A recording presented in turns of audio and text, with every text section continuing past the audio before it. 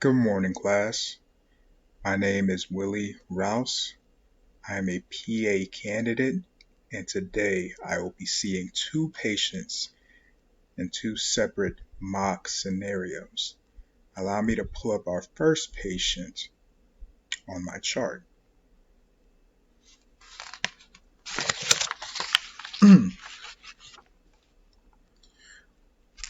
What we have here is a female, age 16. Lab results reveal glycogen phosphorylase deficiency in the muscles. The patient is here now with her family in our office. Let's knock and go inside.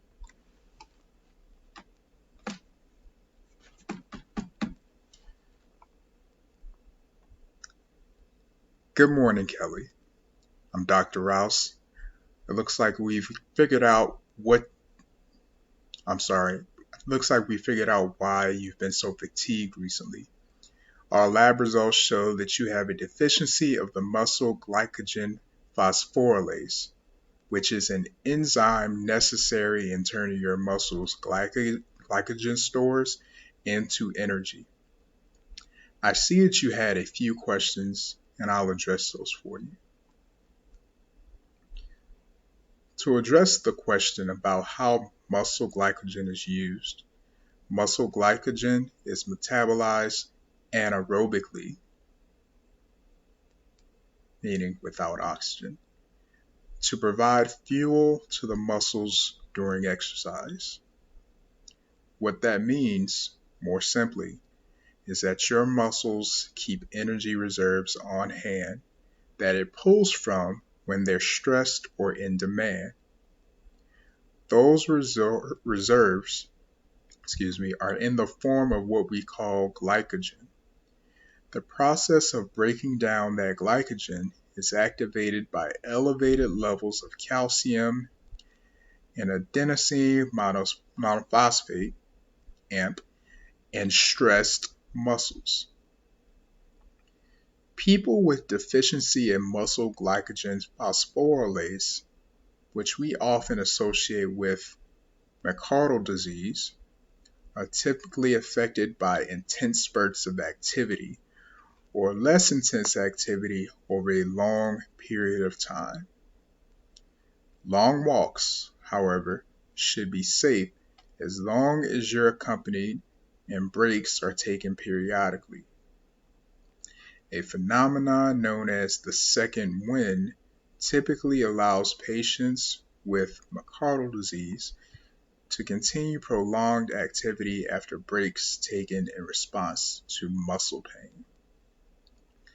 As far as maintaining blood glucose, you will not have to get up at night to eat because muscle glycogen is not used to maintain blood glucose levels.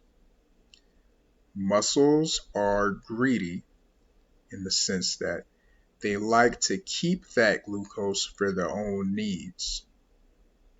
The liver maintains blood glucose while in the fasted state through the processes of what we call glycogenolysis and gluconeogenesis.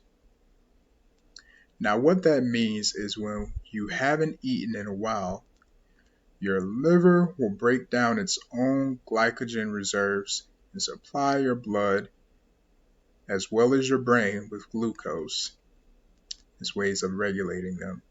And if it doesn't have glycogen reserves on hand, it will actually create glucose through a couple of different pathways. Since glycogen can't be converted to what we call glucose 6-phosphate in patients with myocardial disease due to the deficiency of muscle glycogen phosphorylase, glycogen breakdown does not occur and lactate is not created as a product of that. So excessive lactate buildup during exercise should not be a concern. Rather, the concern should be sudden and severe muscle contraction shortly after beginning intense exercise. Well, if you don't have any more questions, make sure that you continue to engage in low intensity exercise. Make sure you set up an appointment to come see me again soon. Thank you.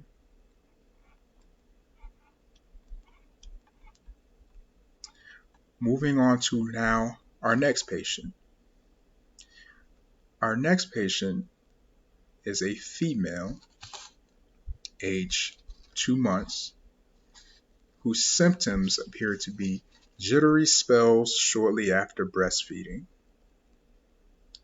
Lab results reveal low blood glucose or hypoglycemia.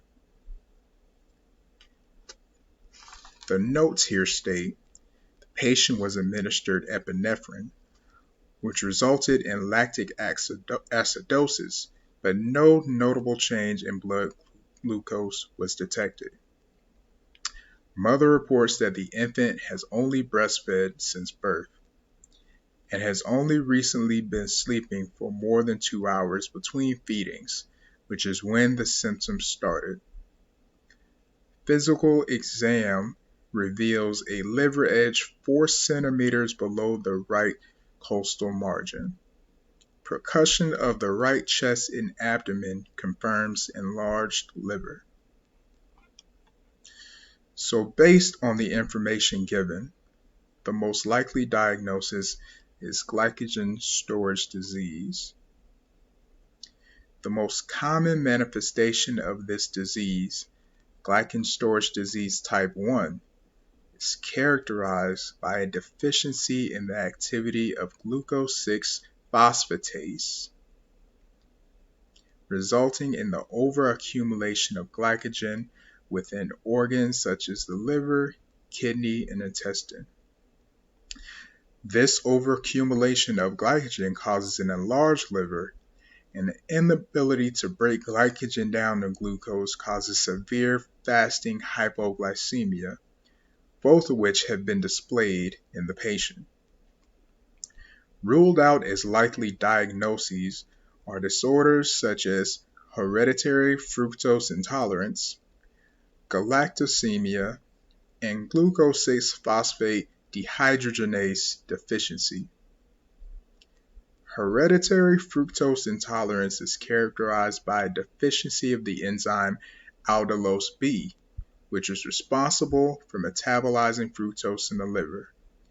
While hypoglycemia is consistent with a hereditary fructose intolerance, this was ruled out due to the fact that the patient has exclusively fed on breast milk, which does not contain fructose.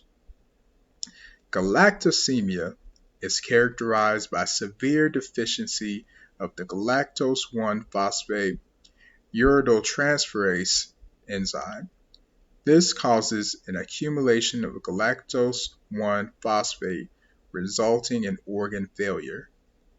This was ruled out because symptoms of galactosemia are displayed very early in infancy, and our patient has been breastfeeding for 2 months now. That brings us to glucose 6-phosphate dehydrogenase deficiency, the most common enzymatic disorder responsible for hemolysis, the rupture of red blood cells. Glucose 6-phosphate dehydrogenase is critical to the production of NADPH, which plays an important role in protecting red blood cells from the effects of reactive oxidative species. Without glucose 6-phosphate dehydrogenase, red blood cells are particularly vulnerable to oxidative stress and rupture.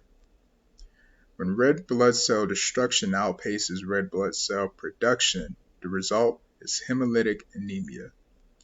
Glucose 6-phosphate dehydrogenase deficiency is typically investigated as a response to a hemolytic episode. This was not the case here. Furthermore, the administration of epinephrine causing no spike in glucose, but instead a spike in lactose, further supports that the patient has a deficiency in glucose 6-phosphatase, rather than a deficiency in glucose 6-phosphate dehydrogenase. The administration of epinephrine triggered a cascading of reactions which activated the enzyme glycogen phosphorylase in the liver and muscle. But due to the deficiency in glucose 6 phosphatase preventing the release of glucose, there was a buildup of lactate, but no release of glucose from the liver into the bloodstream. I, again, am Willie Rouse, and this has been my presentation. Thank you.